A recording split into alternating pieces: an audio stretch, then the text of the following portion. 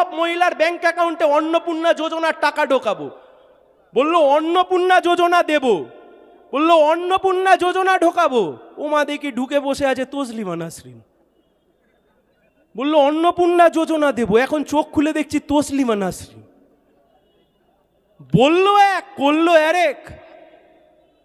বললো ভয়মুক্ত পশ্চিমবঙ্গ, হঠাৎ করে দেখলাম গুন্ডা দমন আইন। আসবার আগে বিজেপি বলল ক্ষমতায় এলেই 450 টাকায় গ্যাস দেব।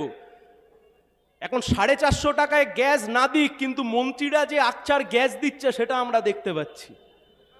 গ্যাসের দাম 450 হয়নি, কিন্তু মন্ত্রীরা হেভি গ্যাস দিচ্ছে, যা পাচ্ছে গ্যাস দিচ্ছে। ক্ষমতায় আসবার আগে বললো 450 টাকায় গ্যাস, কোথায় 450 টাকায় গ্যাস? ক্ষমতায় আসবার আগে বললো বিদ্যুতের ইউনিটের দাম কমাবো, কোথায় গেল বিদ্যুতের ইউনিট?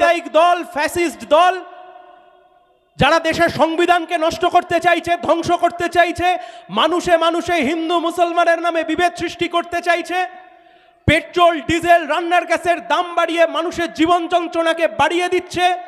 সাধারণ বেকার যুবক যুবতী, তাদের হাতে চাকরি নেই, কাজ নেই। ছাত্রছাত্রীরা পরীক্ষা দিতে যাচ্ছে, দেখতে গিয়ে দেখছে তাদের পরীক্ষার যে প্রশ্নপত্র, সেই প্রশ্নপত্র লিক হয়ে গেছে। গোটা ভারতবর্ষটাকে যারা আম্বানি আর আদানির হাতে তুলে দিতে চায়, গোটা ভারতবর্ষের সংবিধানকে যারা বদলে দিতে চায়, যারা দেশের স্বাধীনতাকে অস্বীকার করতে চায়, যারা এদেশের 130-40 কোটি মানুষকে হিন্দু মুসলমানের নামে ভাগ করে মানুষে মানুষে দাঙ্গা লাগাতে চায়, সেই দলের সাথে সরাসরি লড়াই। আর ওই বিজেপির সাথে যদি সরাসরি লড়াই করতে হয়, ধর্ষণের ঘটনা ঘটেছে, তার মধ্যে একটা অন্যতম ধর্ষণ এবং খুনের ঘটনা ঘটলো। একটি ছোট্ট মেয়েকে, একটি ছোট্ট বোনকে খুন করে, ধর্ষণ করে খুন করা হলো। পুলিশ কোনো রকমের কোনো তদন্ত করলো না প্রথমের দিকে। সিপিআইএম এর নেতৃত্ব যখন এলাকায় গিয়ে পৌঁছালো, সেই এলাকায় পৌঁছানোর পরে সেখানে লায়েক আলীরা যখন গিয়ে উপস্থিত হলো, পুলিশ বাধ্য হলো তদন্ত শুরু করতে। পরবর্তীকালে আমরা দেখতে পেলাম, পরবর্তীকালে আমরা জানতে পারলাম, যাদের বিরুদ্ধে ধর্ষণের অভিযোগ, তাদের কাউকে পুলিশ ছেড়ে দিয়েছে থানা থেকে। আমরা জানতে পারলাম যে ধর্ষণের বিরুদ্ধে যার অভিযোগ, সেই ব্যক্তি বিজেপির নেতার সাথে ঘুরে বেড়াচ্ছে বাড়াইপুরে।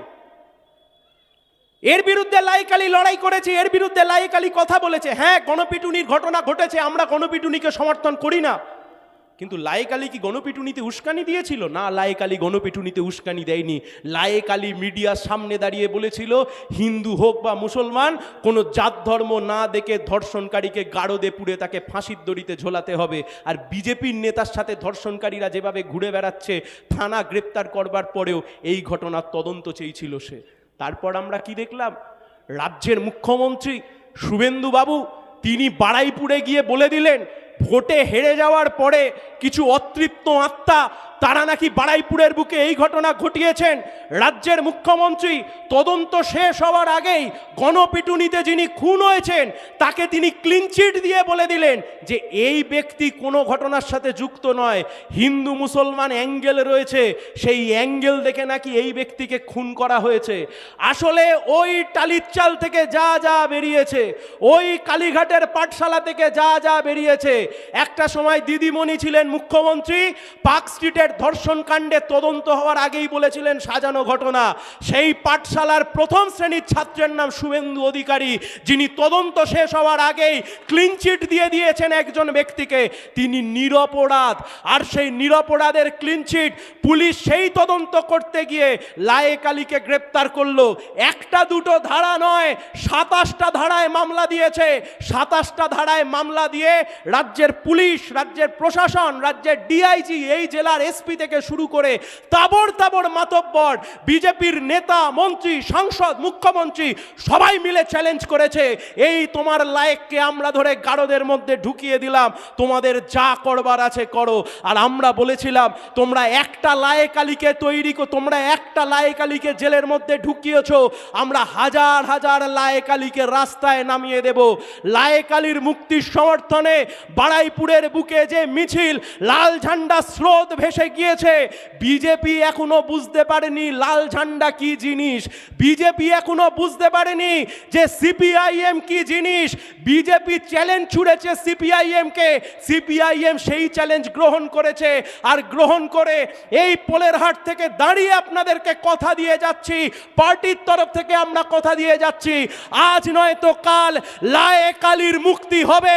আবার কাঁধে লাল ঝান্ডা নিয়ে অন্যায়ের বিরুদ্ধে প্রতিবাদে সোচ্চার হবে লায়ে কালি, বিজেপির বিরুদ্ধে কথা বলবে লায়ে কালি, আরএসএস এর বিরুদ্ধে কথা বলবে লায়ে কালি। বিজেপির কাছ থেকে দেশপ্রেম শিখবো আমরা।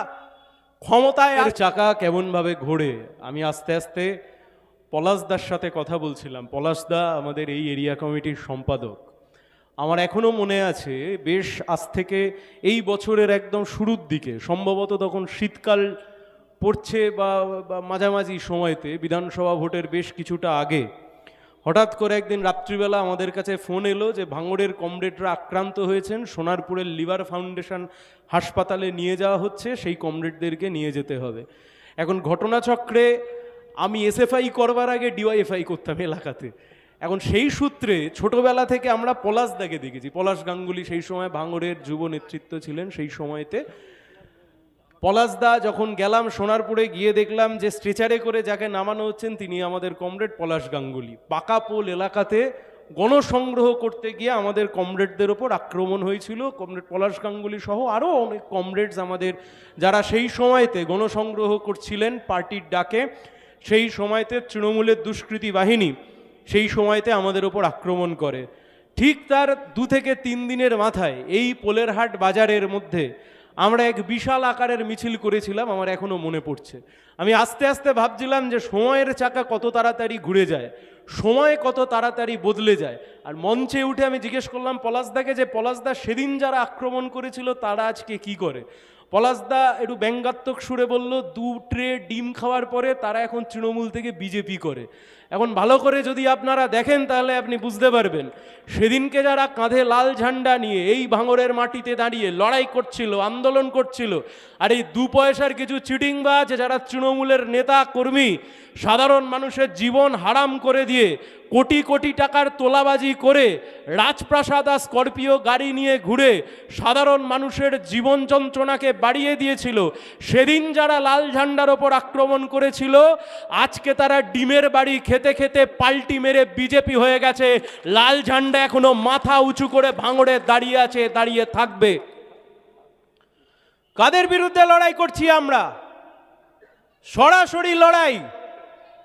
মাঝখানে কোনো কুচো ফুল নেই, মাঝখানে কোনো বেল ফুল নেই, মাঝখানে কোনো জুঁই ফুল নেই, মাঝখানে কোনো তৃণমূল নেই, ওই ঘাসের ওপর 3টে ফুল কিচ্ছু নেই। একদিকে আছে বিজেপি, একদিকে আছে বিজেপির চিহ্ন, বিজেপির প্রতীক, একদিকে আছে বিজেপির মতো সম্প্রদায়। ঝান্ডা ছাড়া ও লড়াই কেউ লড়তে পারবে না। লাল ঝান্ডা, লাল ঝান্ডা, লাল ঝান্ডা। সিপিআইএম কে শক্তিশালী হতে হবে, লাল ঝান্ডাকে শক্তিশালী হতে হবে। লাল ঝান্ডা যত বেশি শক্তিশালী হবে, যত বেশি কৃষক, যত বেশি শ্রমিক, ছাত্র ছাত্রী, পিছিয়ে পড়া মানুষ, সংখ্যালঘু মানুষ, হিন্দু মানুষ, মুসলমান মানুষ, যারা সমাজে এক হয়ে বাঁচতে চায়, যারা মনে করে বিজেপির বিপদ থেকে এই দেশকে বাঁচাতে হবে, তাদের কাছে একটাই ঝান্ডার রং, সেই ঝান্ডার রং লাল ঝান্ডা। দলের নাম সিপিআইএম, কমিউনিস্ট পার্টি। এর বাইরে অন্য কোনো দল বিজেপির বিরুদ্ধে লড়াইতে তাদের ক্রেডিবিলিটি নিয়ে প্রশ্ন দাঁড়িয়ে যায়। আমরা বারংবার বলেছিলাম এই তৃণমূল 2011 সালে গোটা রাজ্যে যখন জিতেছে, ভাঙড়ে হেরেছে, আমরা বলেছিলাম এই তৃণমূল গোটা দেশ জুড়ে যখন বিজেপি, সেই বিজেপি যখন কেউটের ফোনা দেখাতে চাইছে, সেই বিজেপি যখন রাজ্যের দাপট দেখাতে চাইছে, আমরা সেই সময়তে রাজ্যের মানুষকে বোঝানোর চেষ্টা করেছিলাম লোকসভা ভোট বা লোকসভা ভোট বা বিধানসভার ভোট কোনো আলাদা বিষয় নয়। গোটা নির্বাচনী প্রক্রিয়া বাদ দিয়ে 365 দিনের রাজনীতিতে আমরা বোঝানোর চেষ্টা করেছিলাম আসলে আরএসএস এর বিভিন্ন রাজনৈতিক দলের মধ্যে যদি একটা হয়ে থাকে বিজেপি, তাহলে আরেকটা রাজনৈতিক দলের নাম হবে তৃণমূল কংগ্রেস।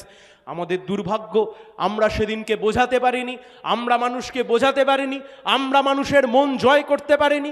গোটা পশ্চিমবঙ্গ জুড়ে, এমনকি এই ভাঙড়ের বুকেও লোকসভা নির্বাচন হতে পারে, গোটা পশ্চিমবঙ্গের বুকেও বিভিন্ন ক্ষেত্রে আমরা দেখেছি যে মানুষ হয়তো মনে করেছিলেন যে এই বিজেপিকে যদি তাড়াতে হয়, এই বিজেপির বিরুদ্ধে যদি লড়াই করতে হয়, তাহলে ও মমতা ব্যানার্জি একমাত্র পারবে, ওই দলই একমাত্র পারবে বিজেপির বিরুদ্ধে লড়াই করে দেশটাকে, রাজ্যটাকে বিজেপি বিরোধী জায়গায় তৈরি রাখতে, বিজেপির হাত থেকে এই রাজ্যকে বাঁচাতে। আর সেই দিনকে দাঁড়িয়ে এই যে পলাশ দা বলবার সময় বলছিলেন, কমরেড সূর্যকান্ত মিশ্র বলেছিলেন যে তৃণমূল যেদিন হেরে যাবে সেদিন তৃণমূলের দল থাকবে কিনা সবচাইতে বড় প্রশ্ন থেকে যায়। কিন্তু সিপিআইএম একটা দুটো তিনটে শূন্য আসন যাই পাক, সিপিআইএমটা মাথা তুলে দাঁড়িয়ে থাকবে। কেন বিজেপির বিরুদ্ধে লড়াই করছি? বিজেপিকে দেখতে খারাপ বলে লড়াই করছি? কেন বিজেপির বিরুদ্ধে লড়াই করছি? বিজেপির প্রতীক ভালো লাগে না বলে তার বিরুদ্ধে লড়াই করছি? না, বিজেপির বিরুদ্ধে লড়াই করছি তার কারণ বিজেপি একটা ফ্যাসিস্ট দল। বিজেপির বিরুদ্ধে লড়াই করছি তার কারণ স্বাধীনতার এতগুলো বছর পেরিয়ে যাওয়ার পরেও এরা দেশের সংবিধানকে ধ্বংস করতে চায়। স্বাধীনতার এতগুলো বছর পেরিয়ে যাওয়ার পরেও প্রতিদিন নিয়ম করে গোটা দেশের মানুষকে হিন্দু মুসলমানের নামে দাঙ্গা লাগাতে চায়। তাই আমরা জানতাম তৃণমূল দিয়ে বিজেপিকে বিরোধিতা করা ও কখনো সম্ভব নয়। আজকে তাকিয়ে দেখুন, এমনকি লোকসভা ভোটের সময়তেও আমি হাত তুলতে বলে বা দূর থেকে যদি আমি কাউকে বলি, আমি কাউকে বিড়ম্বনায় ফেলতে চাই না। এমন প্রচুর মানুষ আছেন, বিধানসভা ভোটে আমাদের জোটের প্রার্থী ছিলেন, কিন্তু লোকসভা ভোটে আপনারা মনে করেছিলেন যে সেই সময়তে তৃণমূলকে ভোট দিয়ে বিজেপিকে হারানো উচিত। সেই তৃণমূলের সাংসদ তিনি এখন কোথায়? তৃণমূলের সাংসদকে জিতিয়েছিলেন বিজেপির হাত থেকে বাঁচার জন্য। তৃণমূলের সাংসদ এখন বিজেপির কোলে উঠে গান গাইছে, হরি দিন তো গেল সন্ধ্যা হলো পার করো আমারে। হ্যাঁ, তৃণমূল দিয়ে বিজেপি তাড়াবেন? রাজনীতি আর অভিনয় যদি এত সহজ হয়ে যেত তাহলে সবাই রাজনীতি করতে নেবে।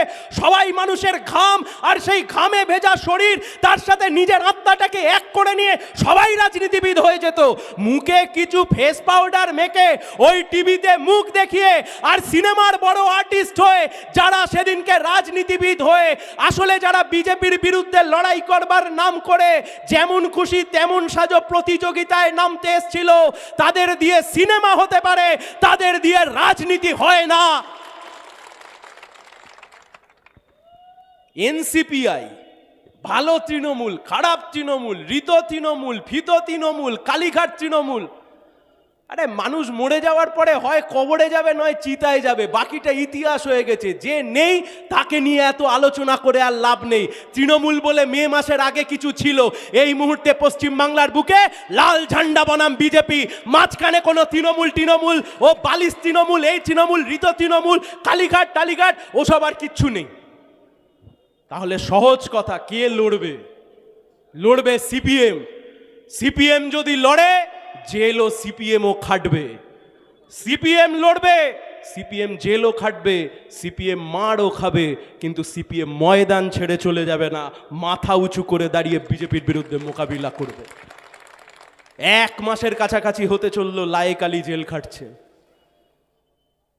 এই জেলার দক্ষিণ 24 পরগনা জেলা কমিটির সদস্য, বারুইপুর পশ্চিমের প্রার্থী ছিল, হেরে গেছে ভোটে, 3rd হয়েছে। এমনিতে আমরা সবাই 3rdই হচ্ছি আজকাল। মঞ্চে 1 2 মঞ্চে 2টো 3rd বসে আছে, দাঁড়িয়ে আছে আর কি। শেষের দিক থেকে আমরা প্রথম হয়েছি নির্বাচনে, কিন্তু মানুষের ভালোবাসা তো এখনো হারিয়ে যায়নি। লায়েক আলী বারুইপুর পশ্চিমের প্রার্থী ছিল। বিজেপি ক্ষমতায় আসবার পরে যতগুলো